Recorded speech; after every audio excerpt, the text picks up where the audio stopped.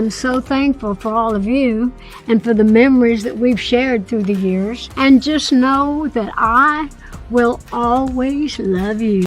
The flashing lights of the red carpet usually signal a celebration, a moment of glamour and triumph. But on December 1st, outside the premiere of Avatar: Fire and Ash in Los Angeles, the atmosphere shifted the moment Miley Cyrus stepped in front of the cameras. She looked stunning, of course. She always does. But the reporters thrusting microphones in her face weren't just asking about the movie. They were asking the question that has been whispering through the back alleys of Nashville and the boardrooms of the music industry for months. A question that everyone is thinking, but no one wants to answer. What is happening to Dolly Parton? For the first time in a long time, the silence around the Queen of Country is louder than her music. And when Miley finally spoke, her words were meant to be a balm, a reassurance to the millions of fans holding their breath. But if you listened closely, if you really paid attention to the phrasing, the hesitation, and the weight behind the words, you realized that the update she gave wasn't just a simple "she's fine." It was a carefully constructed message that might just confirm our biggest fears. The show is going on, Miley said, but at what cost? And for how much longer? To understand why this moment on the red carpet matters so much, we have to rewind. We have to look at the trail of breadcrumbs that led us to this state of panic. It didn't start with Miley. It started back in September, with a press release that sent a chill through the entertainment world. Dolly Parton, the woman who famously performed with a broken toe, the woman who worked through the flu, the woman who treats canceling a show like a cardinal sin, suddenly postponed a series of highly anticipated dates in Las Vegas. Now, artists cancel shows all the time. It happens, but it's the reason that set off the alarm bells. Her team didn't say it was a scheduling conflict. They didn't say it was a minor injury. They used the two words that are the ultimate red flag in the world of celebrity PR: health challenges. Health challenges is the phrase publicists use when they don't want to lie, but they can't tell the truth. It's vague enough to be anything, but ominous enough to suggest something serious. If it was just a cold, they would have said illness. If it was exhaustion, they would have said fatigue. But health challenges implies a battle. It implies a condition. And for a woman who is approaching her 80th birthday, that phrase changes everything. But the cancellations were just the first domino. The real concern set in when the calendar pages started turning, and Dolly didn't reappear. The industry has certain nights that are sacred, events where the titans of music show up to honor their own. The Academy of Country Music's 16th Governor Awards is one of those nights. It's a room filled with power, legacy, and history. Dolly was missing. Then came the induction into the International Association of Amusement Parks and Attractions Hall of Fame. This wasn't just a random award. This was honoring the empire she built with Dollywood. This was her business legacy. And yet, the chair remained empty. When a star of Dolly Parton's magnitude starts skipping the moments designed to cement her history, it usually means one thing: she physically cannot be there. The silence from her camp during these absences was deafening. No photos of her at home, no paparazzi shots of her leaving a clinic. Just a void where the most vibrant personality in music used to be. This is why Miley Cyrus's appearance at the Avatar premiere became ground zero for the truth. Miley isn't just a goddaughter, she is Dolly's closest link to the modern pop world.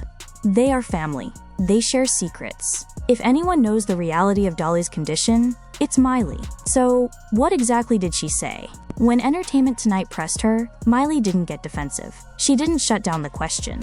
She smiled, that practiced media smile, and said, she's always going to keep the show going. The show must go on. She's just excited to get back to work. On the surface, it sounds positive. It sounds like the Dolly we know, the workaholic, the trooper. But strip away the optimism and look at the subtext. The show must go on. That is a phrase born out of necessity, not choice. It suggests that Dolly is pushing through something, that she is fighting against her body's desire to stop. It paints a picture not of a woman who is healthy, but of a woman who is determined. And those are two very different things. Miley's comments feed into a theory that has been circulating for years, that Dolly Parton does not know how to stop, even when she should. There is a growing fear among insiders that Dolly is currently pushing her body past its absolute breaking point. We have to remember what she just did.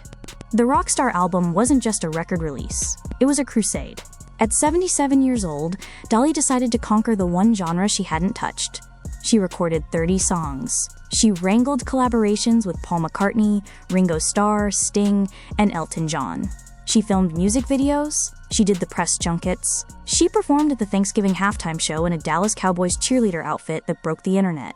Most artists in their 20s burn out from a schedule like that. Dolly did it while pushing 80.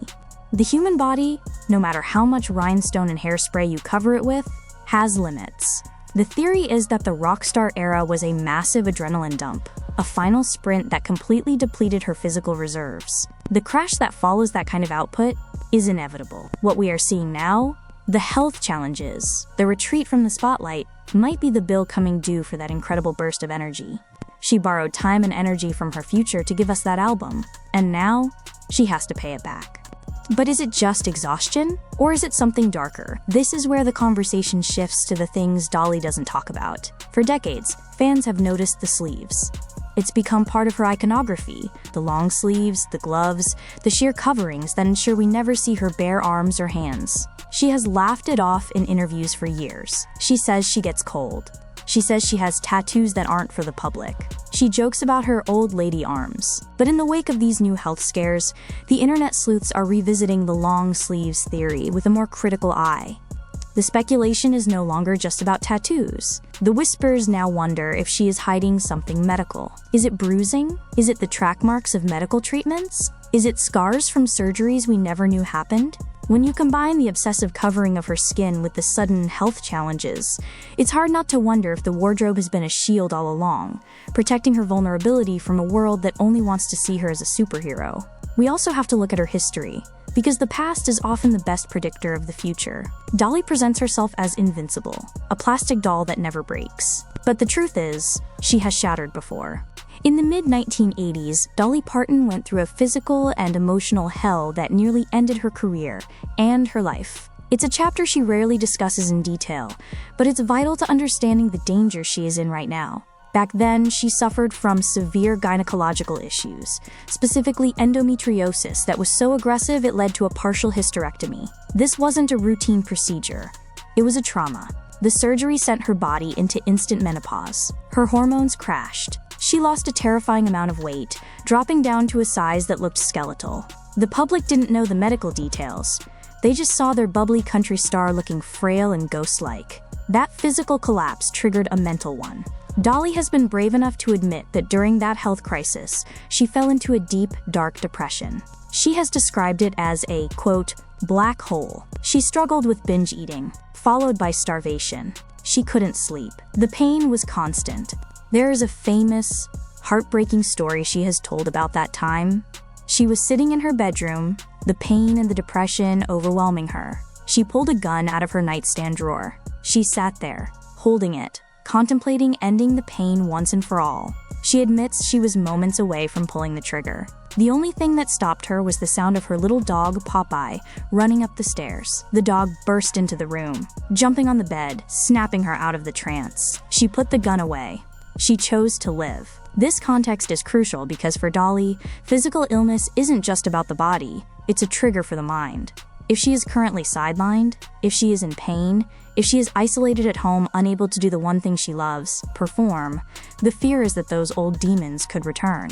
Isolation is dangerous for a workaholic. Silence is dangerous for a woman who has spent her life in the noise. Then there is the issue of her stomach. While the specific nature of her current illness is a tightly guarded secret, clues over the years point to her digestive system. Dolly has frequently mentioned suffering from digestive flaws. She has a notoriously sensitive system. She has been hospitalized for kidney stones and stomach issues in the past.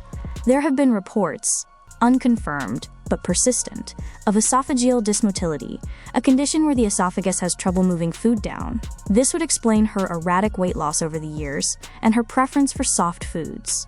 If this condition has flared up, or if it has progressed, it is incredibly debilitating. It creates a cycle where she can't eat enough to maintain the energy she needs to perform, which leads to weakness, which leads to cancellations. It's a physical trap that is very hard to escape from at her age. But we have to consider another possibility. A possibility that is perhaps even more heartbreaking than Dolly being sick. We have to talk about Carl Dean. Dolly's husband is the Phantom of the Opera of the country music world. He is rarely seen. He famously hates the spotlight. He stays in Nashville while she tours the world. But their bond is unbreakable. They have been married for over 50 years. Dolly has said, explicitly, that if Carl ever needed her, she would drop the microphone and never look back. Carl is in his 80s. Over the last few years, rumors have swirled about his health. There have been whispers of Alzheimer's, of heart conditions, of the general decline that comes with age. Is it possible that Dolly's health challenges are actually a cover? Is it possible that the cancellations aren't because she is sick, but because she is keeping her promise to him? If Carl is in his final chapters, Dolly would not be on a stage in Las Vegas. She would be by his bedside. But because Carl hates the press, she would never announce that.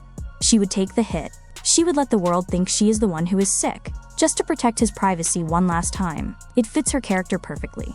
The selfless protector, taking the scrutiny so he doesn't have to.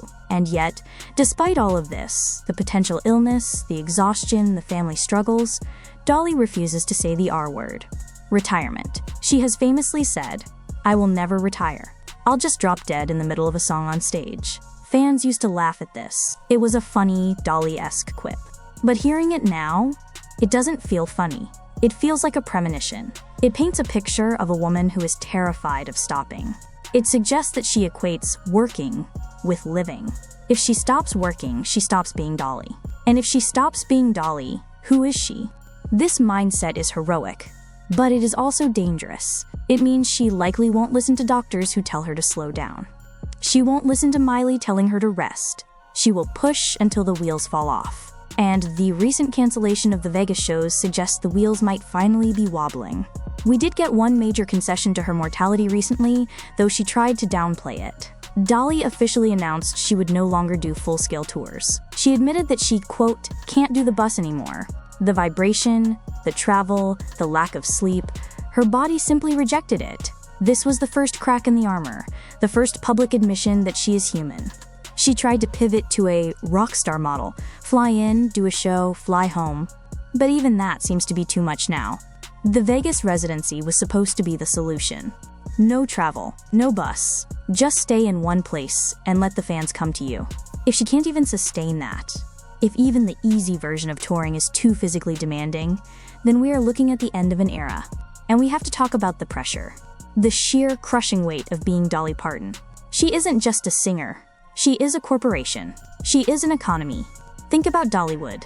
Think about the Imagination Library. Think about the production companies. There are hundreds, if not thousands, of people whose livelihoods depend on Dolly being Dolly. If she stops, the machine stops. If the face of the brand disappears, the stock drops. The pressure to show up, to smile, to put on the wig and the heels, isn't just about vanity. It's about responsibility. Miley's comment about Dolly keeping the show going reflects this burden. Dolly knows that she is the engine of a massive train. She can't just take a sick day, because a sick day costs millions of dollars and affects countless lives. She is trapped in the golden cage she built. She has to be the strong one. She has to be the provider. And that pressure can be just as toxic as any virus. In late November, her team seemed to realize that the silence was causing panic. They needed to do damage control. So on Thanksgiving, a video appeared on her Instagram. It was meant to be a proof of life. There she was, fully glammed up, looking at the camera. She said, "I am so thankful for all of you. Just know that I will always love you." On the surface, it was sweet. It was classic Dolly. But looking closer, the video did the opposite of what it was intended to do. It didn't calm the fans. It unsettled them. The video was short, extremely short. It was tightly framed, showing only her head and shoulders. She wasn't moving around. The background was static. Internet sleuths immediately began dissecting it frame by frame. Was it pre-recorded? Was it an old clip repurposed? Why was the lighting so specific? Why didn't she address the health rumors directly? Instead of a reassurance, it felt like a goodbye. "I will always love you." It's her most famous lyric, yes, but spoken in that context, after months of silence, it sounded like a farewell message. It sounded like someone looking back on their life, not someone looking forward to their next tour date. The reaction to the video was a mixture of love and terror. The comments section wasn't filled with, "Can't wait to see you in Vegas." It was filled with, "Please be okay," and "We love you, take care of yourself." The fans know. They can feel the shift. The energy has changed. So where does this leave us? We are standing at a crossroads. On one side, we have Miley Cyrus and the official PR machine, telling us that everything is fine, that the show goes on, that Dolly is just itching to get back to work. We want to believe them. We desperately want to believe them. We want to live in a world where Dolly Parton is eternal, where she will be cracking jokes and strumming guitars until the end of time.